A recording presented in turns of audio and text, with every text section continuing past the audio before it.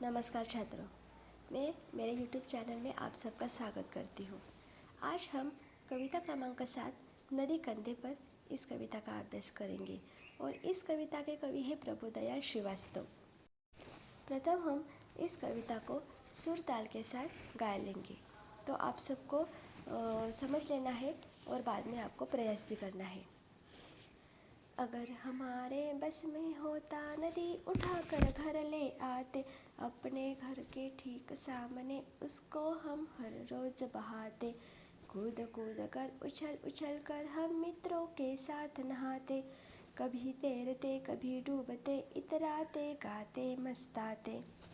नदी आ गई चलो नहाने, आमंत्रित सबको करवाते, सभी उपस्थित भद्रजनों का नदिया से परिचय करवाते।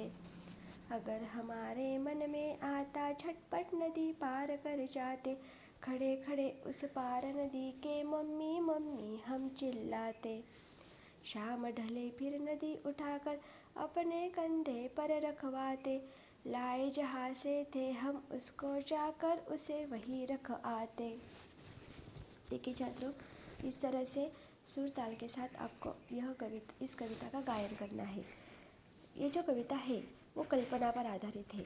कवि कल्पना करते हैं कि यदि हम नदी को कंधे पर उठाकर अपने घर ले आते तो कैसा आनंद आता। तो देखिए, इस कविता का हम अर्थ समझ लेते हैं। यदि हमारा वश चलता यानी कि बस चलता तो हम नदी को उठाकर घर ले आते और रोज़ अपने घर के सामने उसे बहाते। फिर हम अपने मित्रों के साथ नदी में खूब उछलते कूदते और देर तक वही नहाते। हम कभी नदी में देर तक तैरते, कभी डुबकियाँ भी लगाते, तो कभी पानी की सतह पर आ जाते, मतलब ऊपर आ जाते। खूब मस्ती करते, पानी में गाना गाते और अपने सभी जो परिचित हैं, मतलब जो हमारे अड़ोस पड़ोस के जो लोग हैं उनको हम आमंत्रित करते और करवाते कि नदी मेरे घर के पास आ गई है, तो सब लोग आओ और यहाँ पर नहाने चलो। जितने भी लोग हमारे बुलाने पर आते, हम सब सज्जनों का नदी से परिचय करवाते। सज्जन मतलब जो हमारे बुज़ुर्ग लोग होते हैं, हमारे यहाँ पर ज्येष्ठ व्यक्ति होते हैं, हमसे बड़े होते हैं, तो उनसे हम उन सबका नदी से परिचय करवाते, मतलब उनकी जान पहचान करवाते। जब कभी हमारे मन में नदी को पार करने का विचार भी आता तो हम तुरंत नदी पार कर लेते, क्योंकि नदी को तो किनारे होते हैं। तो एक नदी के जब आप किनारे होते हो तो दूसरे किनारे पर हम ऐसे सहजता से चले जाते। तब हम नदी के दूसरी ओर खड़े होकर जोर जोर से माँ को आवाज़ लगाते और खूब चिल्लाते। जब शाम रात में बदलने लगती तब हम मित्रों की सहायता से नदी को अपने कंधे पर रखवाते और वहीं ले जाकर उसे रख आते जहाँ से लाए थे।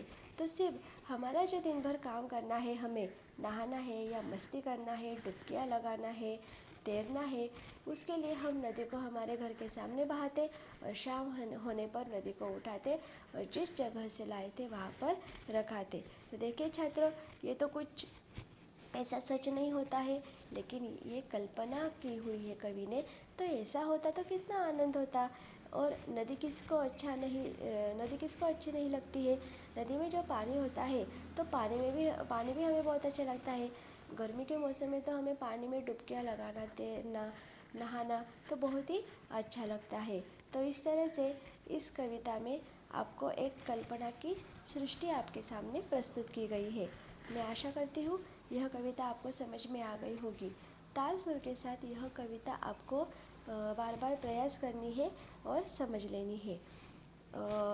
अगर आप इस नए YouTube चैनल पर नए हो तो ज़रूर लाइक, शेयर और सब्सक्राइब कीजिए। धन्यवाद।